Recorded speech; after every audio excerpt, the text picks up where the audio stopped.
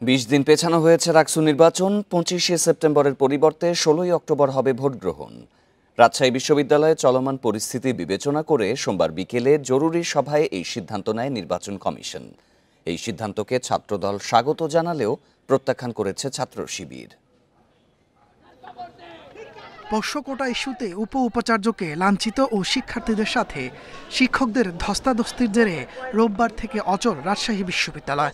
এ অবস্থায় সোমবার দুপুরে সংবাদ সম্মেলনে সুষ্ঠু পরিবেশ নিশ্চিত না হওয়া পর্যন্ত রাকসু নির্বাচন পেছানোর দাবি জানায় ছাত্রদল সহ 4 প্যানেল। শিক্ষার্থীদের অংশগ্রহণ না হলে সেই নির্বাচন প্রশ্নবিদ্ধ হবে। পরিস্থিতি নিয়ে সোমবার বিকেলে জরুরি সভায় বসে রাকসু নির্বাচন কমিশন। সভা শেষে এক প্রেস বিজ্ঞপ্তিতে জানানো হয়, বর্তমান পরিস্থিতিতে ২৫ সেপ্টেম্বর নির্বাচন সম্পন্ন করা সম্ভব নয়।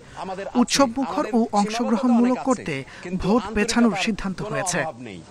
শিক্ষক সমাজ এবং কর্মকর্তা কর্মচারী তারা এতটাই আহত হয়েছেন বিগত দিনের ঘটনায়, তারা কোনোভাবেই তাদের এই ঘটনার বিচার ব্যতীত ক্যাম্পাস স্থিতিশীল হওয়া না সহ কোনোভাবেই নির্বাচনী কার্যক্রমে অংশগ্রহণ করতে রাজি হননি।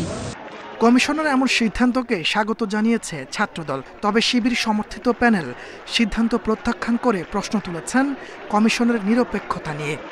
বিশ্ববিদ্যালয়ের হাজার হাজার শিক্ষার্থী সেটাকে স্বাগত জানিয়েছে। ইনশাআল্লাহ আমরা সবাইকে নিয়ে একটা সুন্দর অংশগ্রহণমূলক নির্বাচন রাজশাহী বিশ্ববিদ্যালয়ের শিক্ষার্থীদেরকে উপহার দিব।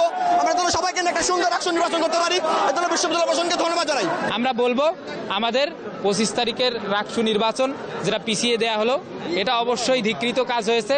বারবার যে রাকসু নির্বাচন পেছানোর অপরাজনীতি চলতেছে, এ নিয়ে 4 বার রাকসু নির্বাচন পেছানো হলো। তারা যদি রাকসু নির্বাচন দেওয়ার মানসিকতা তাদের না থাকে, তারা একবারেই বলুক যে আমরা রাকসু নির্বাচন দিব না। ১৬ অক্টোবর বৃহস্পতিবার উৎসবমুখর পরিবেশে নির্বাচন হবে বলে আশা কমিশনের।